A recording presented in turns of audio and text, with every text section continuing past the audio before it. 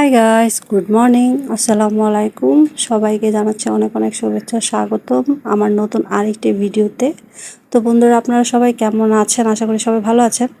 তো গাইস, আমি এই রেসিপিটা অনেক আগে দেখিয়েছিলাম, সেটা অন্যভাবে দেখিয়েছিলাম আর এখন দেখাচ্ছি অন্যভাবে।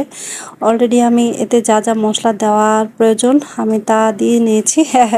একদম পাহাড় করে নিয়েছি, মানে পাহাড়ি স্টাইলের করে দাঁড়া করিয়েছি। তো এখন আমি এগুলোকে ভাজা ভাজা করব। অলরেডি আমি ভাজাতে দিয়ে দিয়েছিলাম, তো 2-3টা হয়তো আছে, সেটা আবার পরবর্তীতে দিতে হবে। তো আমার ছেলেরা এই ভাজা পোড়াটা খুব পছন্দ করে, তো ওদের জন্য মূলত আমার 2-1 দিন পরপরই করতে হয়। বিশেষ করে আমার ছোট ছেলে এই ভাজা পোড়াটা খুবই পছন্দ করে। ওর এটা হলে আসলে আর কোনো মাছ মাংস কিছুই লাগে না। মাছ মাংসের পরিবর্তে ও এটাকে মাছ মাংস মনে করে তৃপ্তি করে খায়।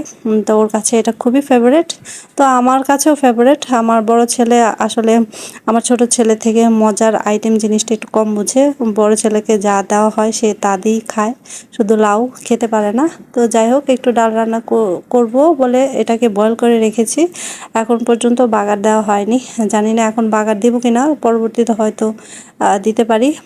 আরও কিছু আইটেম করেছি সাথে। তো যখন করি অনেক কিছুই করি, আবার যখন করি না আসলে কিছুই করি না। কারণ হচ্ছে এটা হচ্ছে সময়ের যে একটা ব্যাপার স্যাপার আছে, সেটা সময় থাকলে অনেক কিছুই করি, আর যখন সময় থাকে না তখন শর্টকাটেই করার চেষ্টা করি। তো আজকে যেহেতু সময় ছিল, তো সেই জন্য অনেক কিছুই তৈরি করেছি। এটা হচ্ছে চাল কুমড়া ভাজা। তো আমার এটা তৈরি হয়ে গেছে। অবশ্যই আমাকে কমেন্টস করে বলবেন আজকে চাল কুমড়া ভাজাটা কেমন হয়েছে। আমার কাছে দেখতে খুবই ভালো লাগছে। তো গাছ, এই যে 2-3টা আলু নিয়েছি আমার জন্য, আমি একটু ভর্তা করে খাবো, টিপা ভর্তা। তো একটু ডিম ভুনা করেছি। আমার বড় ছেলে ডিম ভুনা পছন্দ করে, কিন্তু ছোট ছেলে খেতে চায় না। ওর ডিমটা একদমই অ্যাভয়েড করে। ডিম ওর মনে হয় যে সবচেয়ে খারাপ খাবার। আর এই যে একটু পটল দিয়ে আর সেদ্ধ আলু দিয়ে একটু চচ্চড়ি করে নিচ্ছি। এটাও আবার আমার ছোট ছেলের পছন্দ। তো আসলে সবার চিন্তা করি, আমাকে কিন্তু রান্না বাড়াটা করতে হয়। কেউ খেতে পারে, কেউ খেতে পারে না, কেউ পছন্দ করে, কেউ পছন্দ করে না। তো ওই হিসাব করেই মূলত আমার রান্না করতে হয়। তো সবার পছন্দের দিকে খেয়াল করে রান্নাটা কমপ্লিট করতে হয়। তো সবসময় যে পসিবল হয় তা না। একজনের পছন্দ হলে আরেকজনের পছন্দ হয় না, আরেকজনের পছন্দ হলে আরেকজনের পছন্দ হয় না, এরকমই চলে সংসারে। আমার সময়তে সবারই সব কিছুই পছন্দ হয়ে যায়। যেমন ডিমটা বড় ছেলের পছন্দ, আলু ভর্তা বড় ছেলের পছন্দ, পটলের চচ্চড়িটা আমার ছোট ছেলের পছন্দ, আর চাল কুমড়া ভাজাটা আমার ছোট ছেলের পছন্দ। তো এই আর কি, বিশেষ করে বড়দের পছন্দ থেকে ছোটদের পছন্দের দিকটা একটু বেশি খেয়াল রাখতে হয়। তো আমি সেই খেয়াল করেই আসলে সব কিছু করি। তো গাইস, আমার আরেকটি নতুন চ্যানেল আছে, সেই চ্যানেলের নাম হচ্ছে রিনাস লাইফস্টাইল চ্যানেল। সেখানেও আমি কিছু লাইফস্টাইল ভিডিও ব্লগ করে থাকি। তো অবশ্যই আপনারা সেই চ্যানেলে গিয়ে ঘুরে আসবেন। আমি আমার এই ভিডিওর ডিসক্রিপশন বক্সে সেই চ্যানেলের লিঙ্কটা দিয়ে দিব, অবশ্যই দেখে নেবেন, তাহলে আমি খুশি হব। তো গাইস, এই যে আমার ছোট ছেলের স্কুলে কিছু অ্যাসাইনমেন্ট দিয়েছে ড্রয়িংয়ের।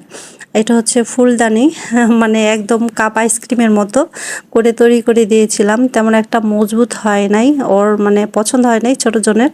তো ও আমাকে বলতেছিল যে আম্মু এটা মজবুত হয় নাই, মজবুত করে আরেকটা তৈরি করতে হবে।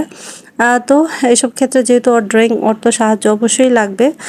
দুজনে মিলেই করি, কারণ ছোট মানুষ সম্পূর্ণ কমপ্লিট করতে পারে না, ওকে হেল্প করতে হয়।